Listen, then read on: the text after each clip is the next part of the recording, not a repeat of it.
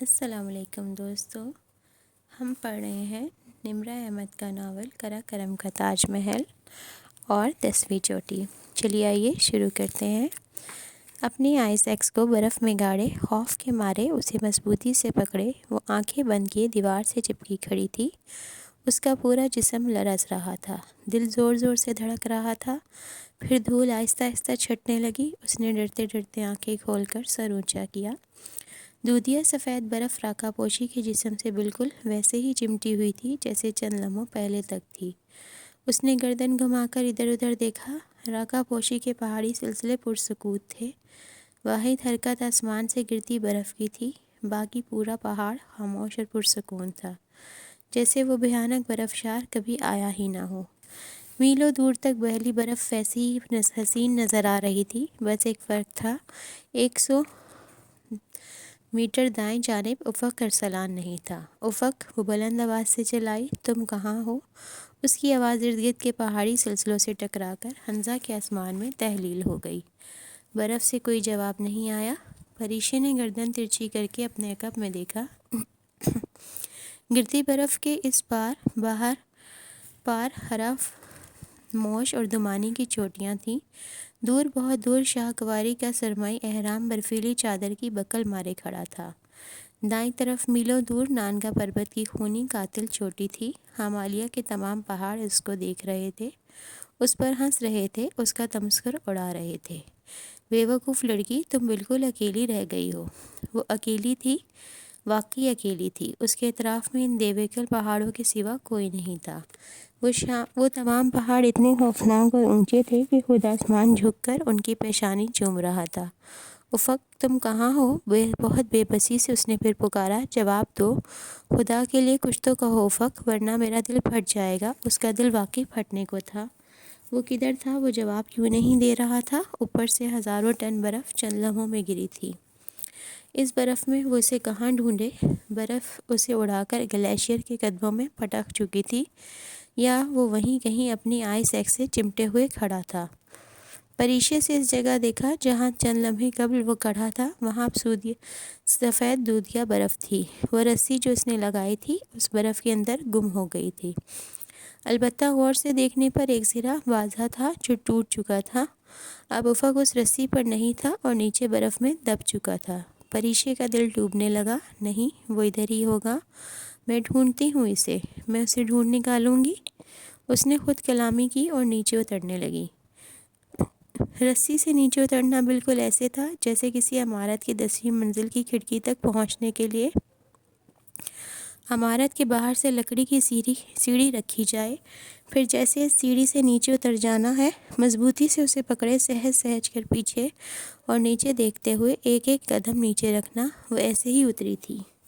اسے علم نہیں تھا کہ وہ برف میں کہاں تھا، مگر اسے یہ علم تھا اگر افق کو ڈھونڈنے کے لیے اسے راکا پوشی کی طرح تمام برف بھی کھودنی پڑے تو وہ کھود ڈالے گی۔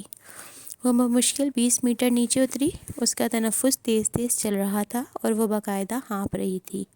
اس کی ٹانگوں میں جان نہیں تھی، مگر وہ پھر بھی ارد گرد برف میں افق کو کھوج رہی تھی۔ دفتن اسے قریب برف میں سرمئی رنگ کی جھلک دکھائی دی۔ وہ خود کو رسی سے ان کلپ کر کے تیزی سے اس طرف بھاگی۔ برف گھٹنے گہری تھی۔ وہ اس میں گھٹنوں تک دھنسی، خود کو گھسیٹتی ہوئی اس چیز کے قریب آئی اور دستانوں سے تیزی سے برف ہٹانے لگی۔ وہ ایک سرمئی رنگ کا پتھر تھا۔ اس کا دل بیٹھنے لگا۔ اس نے گردن نیچے جھکا کر دیکھا اور ایک دفعہ پھر پوری قوت سے اسے آواز دی، افق، تم کہاں ہو؟ اگر وہ اس جگہ سے نیچے تھا تو یقیناً آواز اس تک گئی ہوگی، اور اگر اوپر ہوتا تو ہوا کے رخ کے باعث آواز نیچے سے اوپر نہ جاتی۔ یعنی اب اگر وہ جواب میں کچھ کہتا تو وہ پریشے کو نہ سنائی دیتا، کیونکہ ہوا اس کی دشمن بنی اوپر سے نیچے کی جانب چل رہی تھی۔ شدت بے بسی سے اسے رونا آ گیا۔ نہیں، وہ ادھر ہی ہوگا، میں ڈھونڈتی ہوں اسے، میں اسے ڈھونڈ نکالوں گی۔ وہ خود کو دوبارہ رسی پر کلپ آن کر کے بڑبڑاتے ہوئے نیچے اترنے لگی۔ ہمالیہ کی عظیم پربتوں نے اس کی بڑبڑاہٹ سن لی تھی اور وہ استثنائیہ ہنسے تھے۔ بے بسی سے اس کی آنکھوں سے آنسو گرنے لگے۔ میں اسے ڈھونڈ نکالوں گی، تم دیکھ لینا ظالم پہاڑوں، میں اسے برف میں دفن نہیں ہونے دوں گی، میں اسے کرا کرم کے قاتل پہاڑوں اور ہمالیہ کے ظالم آسمان سے دور لے جاؤں گی۔ تم دیکھتے رہنا۔ وہ زور زور سے روتے ہوئے چلاتے ہوئے نیچے اتر رہی تھی۔ ان بلند چوٹیوں نے پھر سے وحشیانہ انداز میں کہکا لگایا، مگر اب وہ انہیں نہیں سن رہی تھی۔ وہ افق کو تلاش کر رہی تھی۔ اسے ہر حال میں افق کو برف سے باہر نکالنا تھا۔ وہ زور زور سے روتے اور چلاتے ہوئے نیچے اتر رہی تھی۔ ان بلند چوٹیوں نے پھر سے وحشیانہ انداز میں کہکا لگایا، مگر اب وہ ان کو بالکل بھی نہیں سن رہی تھی۔ تقریباً 40 میٹر نیچے اتر کر اس نے خود کو رسی سے آزاد کیا۔ 40 میٹر اوپر اور 100 میٹر دائیں طرف افق چند لمحے پہلے موجود تھا۔ وہ یقیناً وہیں گرا ہوگا۔ اب 100 میٹر دائیں طرف جانا تھا۔ وہ گھٹنوں تک برف میں دھسی خود کو گھسیٹتی دائیں طرف جانے لگی۔ اس کی ٹانگیں منجمد ہو کر لکڑی بن چکی تھیں۔ اس سے چلا نہیں جا رہا تھا، مگر وہ کتنی ہی دیر چلتی رہی، بالآخر نڈھال سی ہو کر وہیں برف میں گھٹنوں کے بل گر گئی۔ اس میں مزید چلنے کی سکت باقی نہ رہی تھی۔ تیز تیز چلتے ہوئے وہ باقاعدہ ہانپ رہی تھی۔ اس نے اٹھنے کی کوشش کی، مگر جسم پہ طاری تھکاوٹ اور عجیب سی نگاہت کے باعث اس سے اٹھا ہی نہیں گیا۔ افق! وہ پھر سے حلق کے بل چلا کر اسے پکارنے لگی، تم کہاں ہو؟ بروکا کا گلیشیئر خاموش رہا۔ آسمان سے بارش خاموشی سے برف باری ہوتی رہی۔ گھٹنوں کے بل برف میں گھسیٹتے ہوئے اپنا آئس ایکس برف میں مارتی وہ آگے بڑھنے لگی۔ وہاں ہر سو دودیا برف کی چادر بچھی تھی۔ کہیں کہیں سے جھلکتے سیاہی مائل پتھر اور دیواریں بھی اب برف کے باعث چاندی سے ڈھکی تھیں۔ دور دور تک برف کا ایک نہ ختم ہونے والا صحرا پھیلا تھا، اور اسے افق کو تلاش کرنے کے لیے وہ صحرا پار کرنا تھا۔ وہ گھٹنوں کے بل چلتے ہوئے ادھر ادھر برف پر بیلچہ مارتی اسے توڑتی آگے بڑھ رہی تھی۔ یہ اترائی یا چڑھائی کا سفر نہیں تھا، وہ دراصل پہاڑ کی ڈھلان پر شمال کی جانب بڑھ رہی تھی۔ وہ برفیلا میدان تھا، جانے 100 میٹر ہوئے تھے یا نہیں کہ وہ ایک جگہ برف میں گر سی گئی۔ اب اس میں مزید حرکت کرنے کی ہمت نہیں رہی تھی۔ وہ ذرا دیر کو سستانے کے لیے تنفس درست کرنے لگی، پھر اس نے گردن گھما کر ادھر ادھر دیکھا۔ افق کو اندازاً اسی جگہ کے قریب ہونا چاہیے تھا، کیونکہ برف شار کا زور بہت شدید نہیں تھا کہ وہ بہت نیچے جا گرتا۔ اسے یقین تھا وہ اس کے آس پاس ہی کہیں برف میں دبا سانس لے رہا ہوگا، مگر وہ اسے کہاں ڈھونڈے؟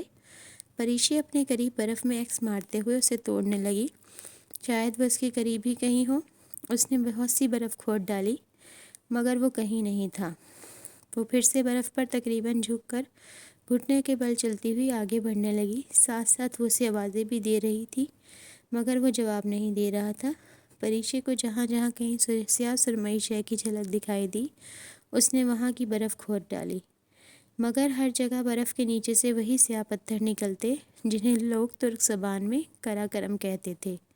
برف باری تیز ہوتی جا رہی تھی۔ وہ تھک کر حوصلہ ہارنے ہی والی تھی کہ اس جگہ جہاں سے وہ غائب ہوا تھا سے ٹھیک 40-45 میٹر نیچے دوبارہ سرمئی رنگ کی جھلک دکھائی دی۔ وہ اس کی طرف لپکی۔ اس کا رواں دعا گو تھا کہ وہ افق ہی ہو۔ اس نے زور سے سرمئی کی چیز کھینچی۔ وہ افق ہی تھا۔ افق! افق! پاگلوں کی طرح اسے پکارتے ہوئے وہ اس پر سے برف ہٹانے لگی۔ وہ اوندھے منہ برف میں پڑا تھا، ہونٹ بالکل جامنی پڑ چکے تھے اور آنکھیں بند تھیں۔ اس کے برف سے ہٹے کپڑوں ارد گرد پر لگے برف پر لگے خون کے دھبوں کے علاوہ کوئی بھی شے کسی قیامت کے مانند گزر جانے والے برف شار کا پتہ نہیں دیتی تھی۔ افق! تم ٹھیک ہو؟ آنکھیں کھولو افق! اس کو جھنجھوڑتے ہوئے اس کا نیلا پڑتا چہرہ تھپتھپاتے ہوئے وہ رو پڑی تھی۔ وہ آنکھیں کیوں نہیں کھول رہا؟ بول کیوں نہیں رہا؟ افق! خدا کے لیے آنکھیں کھولو، پلیز اٹھو۔ اس کے چہرے سے برف صاف کرتے ہوئے اس نے اس کا منجمد ہوتا ہاتھ اپنے ہاتھوں میں لے لیا اور مسلنے لگی۔ وہ ہلکا سا کھانسا، منہ سے برف کے ذرات باہر نکلے۔ پریشی نے طمانینت بھری گہری سانس اندر کھینچی۔ وہ زندہ تھا، اسے کچھ نہیں ہوا تھا۔ وہ ان ظالم پہاڑوں کے درمیان تنہا نہیں تھی۔ اب وہ آنکھیں واں کر کے بمشکل سانس لینے کی کوشش کر رہا تھا۔ اس کی سانس اکھڑی اکھڑی آ رہی تھی۔ پریشی نے اسے کندھوں سے تھام کر بٹھانے کی کوشش کی، تب اسے محسوس ہوا کہ وہ زخمی تھا۔ اس کے چہرے، ناک اور گردن پر گہری خراشیں آئی تھیں جن پر خون جمع تھا۔ اس کو بمشکل سہارا دے کر اس نے وہیں برف میں بٹھایا تو وہ گہرے گہرے سانس لینے لگا۔ اس کے چہرے کی رنگت واپس آنے لگی، مگر وہ آنکھیں پوری نہیں کھول پا رہا تھا۔ اٹھو، کھڑے ہو، طوفان زور پکڑ رہا ہے۔ ہمیں جلد ہی کسی محفوظ جگہ پہنچنا ہوگا۔ برف باری کی تیز ہوتی رفتار اور سرد ہواؤں کے جھکڑ خوفناک آواز سے وہ پریشان سی ہو کر اسے سہارا دے کر کھڑا کرنے لگی، مگر زخمی ہونے کے باعث وہ اٹھ نہیں پا رہا تھا۔ وہ اپنے پیروں پر کھڑا ہونے کے قابل نہیں رہا تھا اور اس سے تو کچھ بولا بھی نہیں جا رہا تھا۔ آنکھیں بھی اسی طرح ادھ کھلی تھیں۔ وہ نڈھال سا نیم بے ہوشی کے عالم میں تھا۔ وہ اس کو کھڑا نہیں کر سکتی تھی۔ یہ ادراک ہوتے ہی اس نے اپنی کمر کے گرد بندھی کلائمبنگ ہارنس سے چھوٹی سی رسی باندھی، اسے افق کی ہارنس سے کیربنز کی مدد سے نتھی کیا، پھر دونوں ہاتھوں سے اس کے بازوؤں اور کندھوں کو پکڑے اسے برف میں گھسیٹنے لگی۔ تب اسے علم ہوا کہ اس کی دائیں ٹانگ سے خون بہہ رہا تھا اور اس کا بیک پیک غائب تھا۔ برف باری اب شدید قسم کی ژالہ باری میں تبدیل ہو رہی تھی۔ سرد ہواؤں کی رفتار تیز ہو گئی تھی۔ آسمان کا رنگ یکایک سرمئی سے سفید ہو چکا تھا۔ حد بصارت جو کچھ پہلے اتنی زیادہ تھی کہ وہ نانگا پربت بھی دیکھ سکتی تھی، اب محض 200 فٹ رہ گئی تھی۔ رسیوں سے بنایا گیا راستہ چند منٹ اوپر تک واضح ہی تھا اور آگے دھند میں گم ہو جاتا تھا۔ تیز چلتی برفیلی ہوائیں اسے ادھر ادھر لٹکانے کی کوشش کر رہی تھیں۔ وہ یہ وقت اپنے قدموں پر کھڑی اسے کسی لاش کی مانند کھینچ رہی تھی۔ سخت پتھروں کی طرح کے اولے اس کے سر پر پڑ رہے تھے۔ ہمالیہ کے پہاڑ اگر اس پر ہنس بھی رہے تھے تو اب وہ انہیں نہیں دیکھ سکتی تھی۔ افق کو گھسیٹتی 9-10 میٹر نیچے لائی، پھر نڈھال سی ہو کر اس کے ساتھ ہی بیٹھ گئی۔ اس کی باقاعدہ سانس چڑھ گئی تھی اور اس میں مزید ہمت نہیں تھی کہ وہ ایک 6 فٹ کے اونچے مرد کو اس کے بھاری بھرکم کپڑوں سمیت کھینچ کر چند قدم بھی نیچے لے جا سکے۔ اسے یہ بھی علم نہیں تھا کہ اسے نیچے جانا تھا یا اوپر۔ دونوں جانب جانے والے راستے دھند اور بادلوں میں گم ہو رہے تھے۔ کیمپ 4 چند میٹر ہی اوپر تھا، مگر اوپر چڑھنا خودکشی تھا۔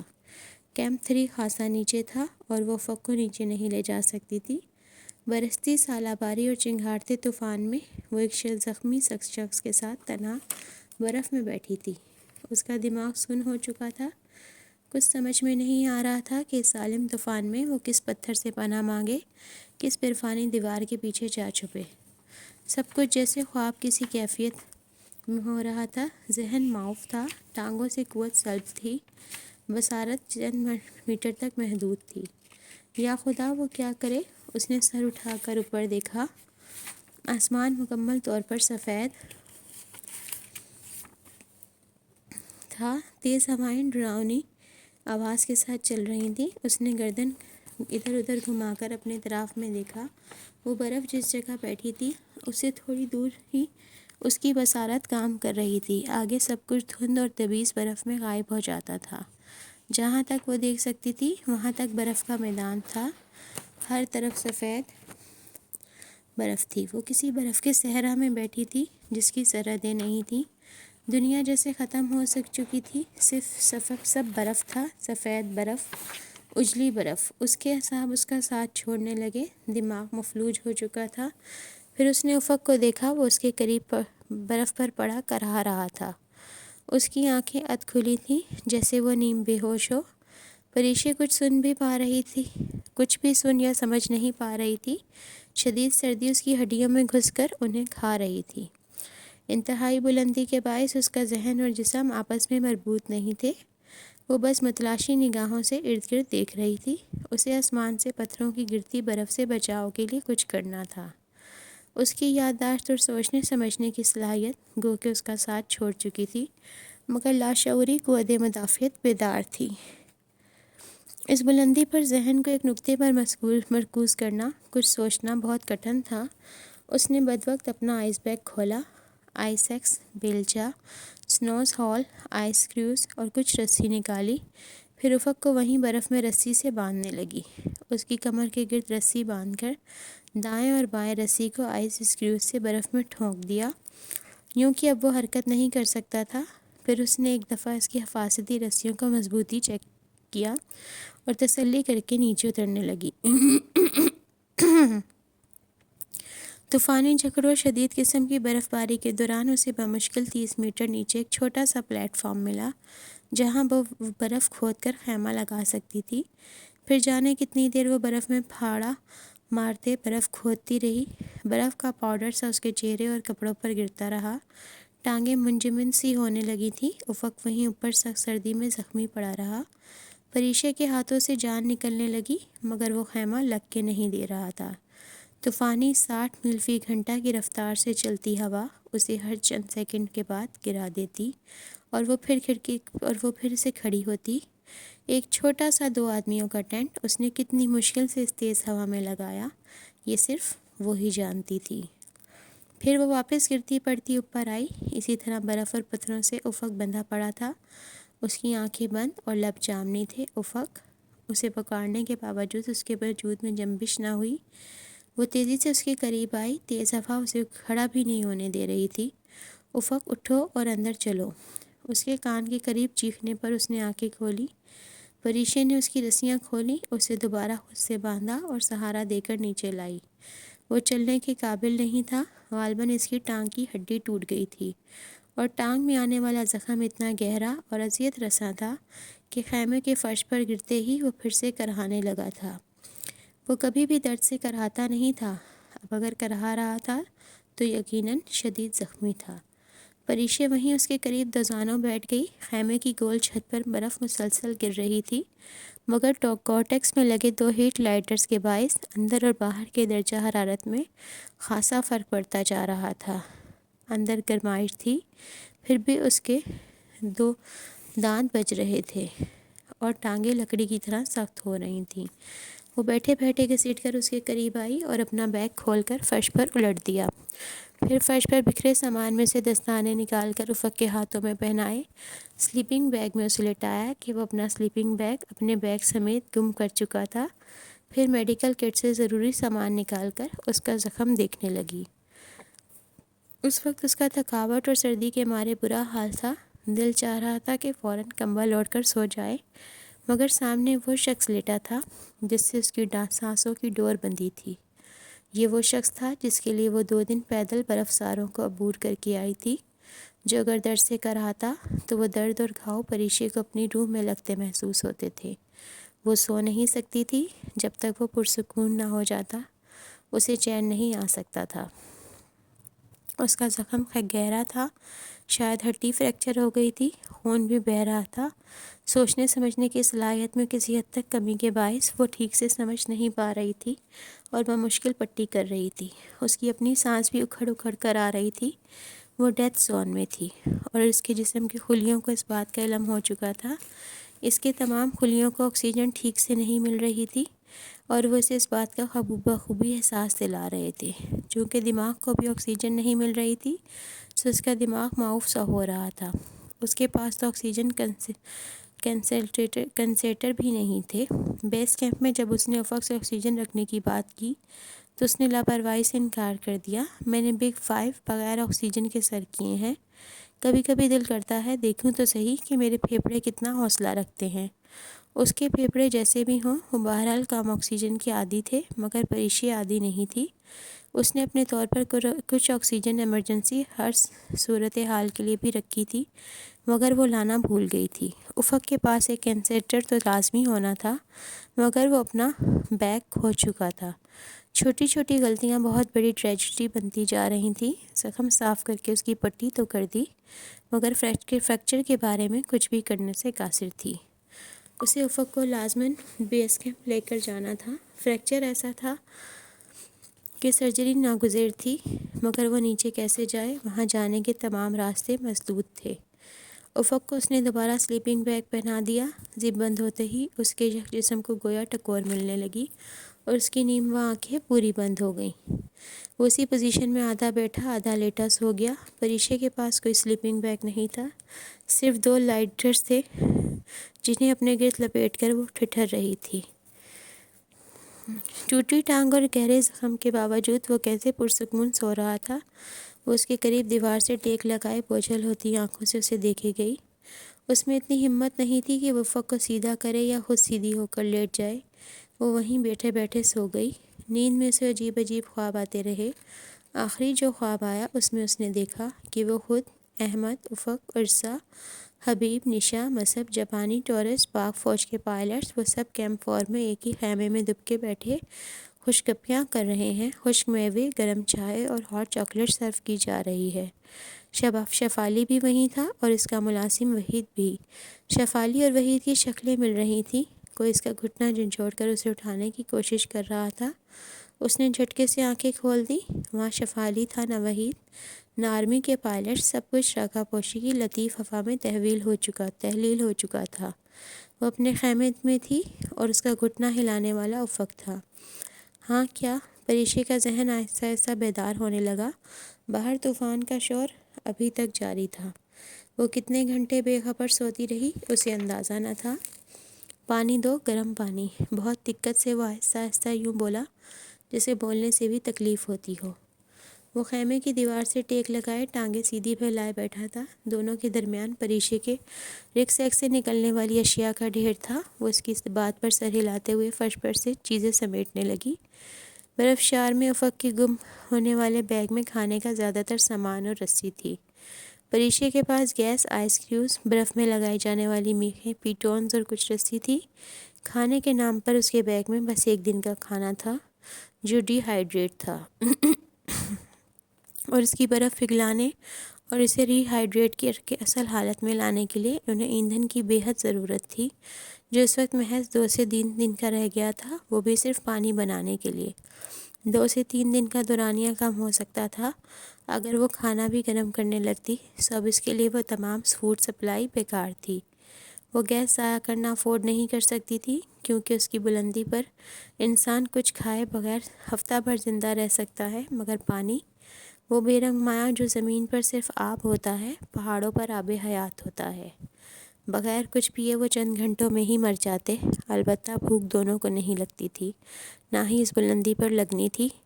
پریشے نے انتہائی بلندی پر کام کرنے والا اپنا اسٹو جلایا، چھوٹے سے پین میں برف توڑ کر ڈالی اور اسے پگھلانے لگی۔ خیمے کی چھت پر برف مسلسل پڑ رہی تھی، مگر سر شکر کے اس زاویے سے نصب تھا کہ برفانی طوفانی خیمہ اکھاڑ یا گرا نہیں سکتا تھا۔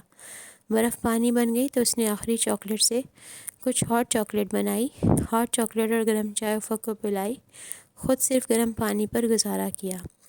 اپنے حصے کی چائے بھی وہ افق کو دے چکی تھی۔ جسم کو کچھ گرم مایہ ملا تو دماغ کچھ سوچنے کے قابل ہوا۔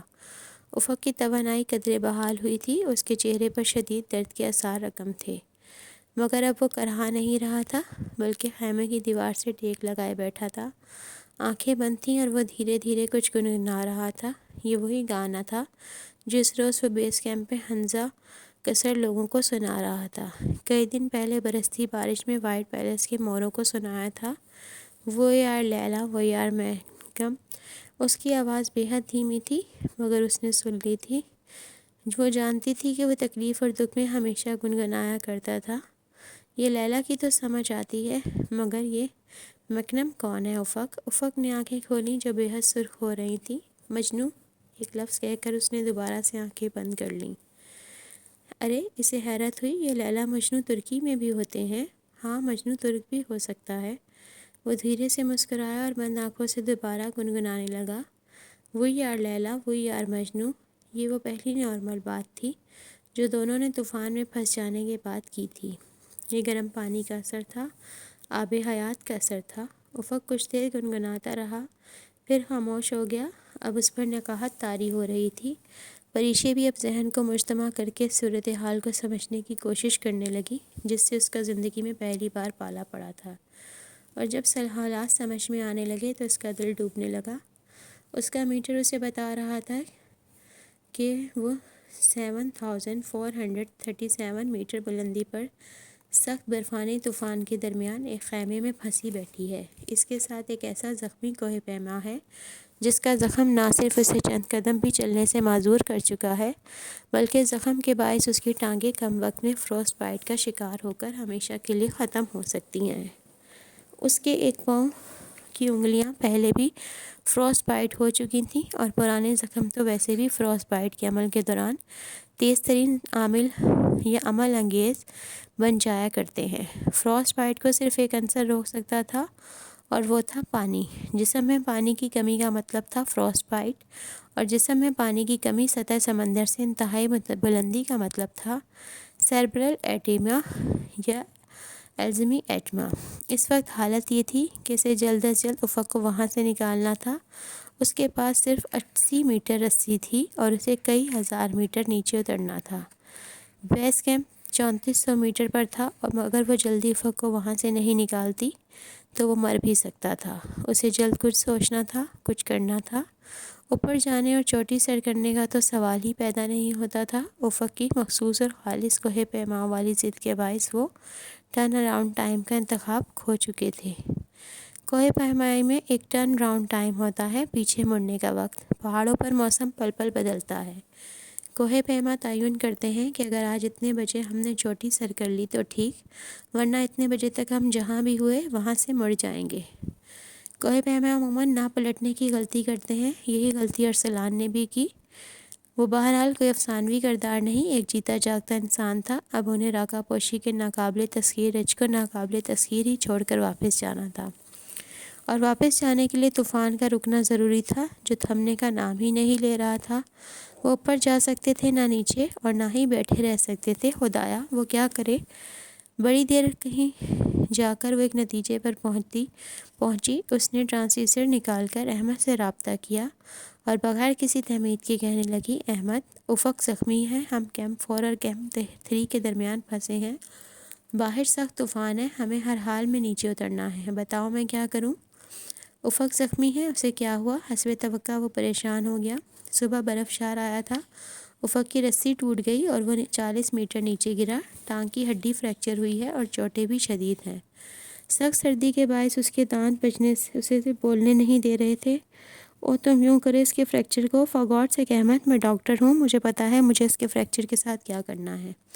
تم اپنے مشورے اپنے پاس رکھو، مجھے ان کی ضرورت نہیں۔ اس نے ایک دم غصے سے بات کاٹی۔ پل بھر کو احمد خاموش سا رہ گیا۔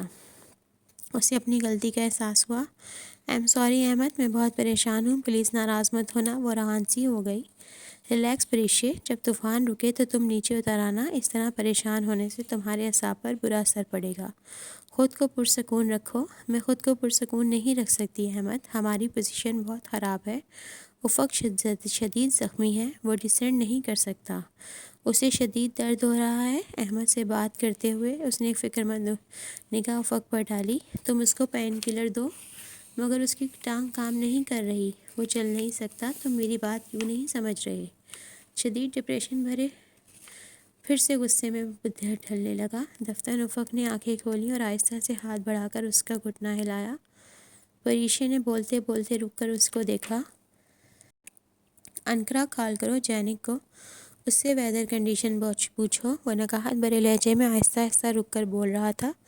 پریشے نے سمجھ کر سر ہلایا اور ریڈیو میں بولی، احمد، انکرا کال کرو جینک کو اور اس سے ویدر کنڈیشن کے بارے میں۔ افق نے جھنجھلا کر نفی میں سر ہلایا۔ احمد نہیں، تم پوچھو پری۔ میں کیسے پوچھوں؟ سیٹلائٹ فون تھا تمہارے پاس؟ او ہاں احمد، میں پھر سے تم سے بات کرتی ہوں، آؤٹ۔ اس نے ٹرانسڈیوسر بند کر دیا اور جھٹ بیگ سے سیٹلائٹ فون نکال کر اسے تھمایا۔ وہ خود ہی کتنی دیر تک اس سے بات کرتا رہا، تھکا تھکا لہجہ، نکہت اور یس مردگی سے آنکھیں موندے۔ وہ یقیناً شدید کرب کے عالم میں تھا۔ ویدر کلیئرنس کے امکان اگلے 48 گھنٹے تک کوئی نہیں ہے۔ خدایا، فون بند کر کے اس نے پریشے کو تھمایا۔ 2 دن اس سردی اور موسم میں گزارا کر لیتی، مگر اس نے پھر سے احمد سے رابطہ کیا اور اسے حالات سمجھائے۔ اب کچھ کرو احمد، ہمیں جلد سے جلد یہاں سے نکلنا ہے۔ میں کرتا ہوں کچھ، تم فکر مت کرو۔ کیسے فکر نہ کروں؟ وہ مر جائے گا احمد، خدا کے لیے کچھ کرو، ورنہ وہ مر جائے گا۔ شدت بے بسی سے اسے رونا آ گیا۔ میں کیا کروں؟ اس کے رونے پر وہ بکھلا گیا۔ یہاں بیس کیمپ میں میرے اور شفالی کے علاوہ کوئی نہیں ہے، بتاؤ میں کیا کروں؟ کسی بھی اتھارٹی سے بات کرو، وہ ہمیں یہاں سے ریسکیو کریں۔ الپائن کلب آف پاکستان سے کہو، نذیر صابر سے کہو، منسٹری آف ٹورزم سے کہو، کسی سے بھی کہو، خدا کے لیے۔ میں کچھ کرتا ہوں، تم میری کال کا انتظار کرو۔ پریشے کچھ دیر سوچتی رہی، پھر اس نے دوبارہ احمد کو کال کی۔ احمد سنو، تم پاکستان آرمی سے بات کرو، ان سے کہو کہ کلائمبر کو ایویکیوٹ کرنے کے لیے ہیلی کاپٹر بھیجیں۔ دوسری جانب تھوڑی دیر کے لیے خاموشی چھا گئی۔ ڈاکٹر پریشے، کیا سطح سمندر سے انتہائی بلندی پر انسان کا دماغ بھی خراب ہو جاتا ہے؟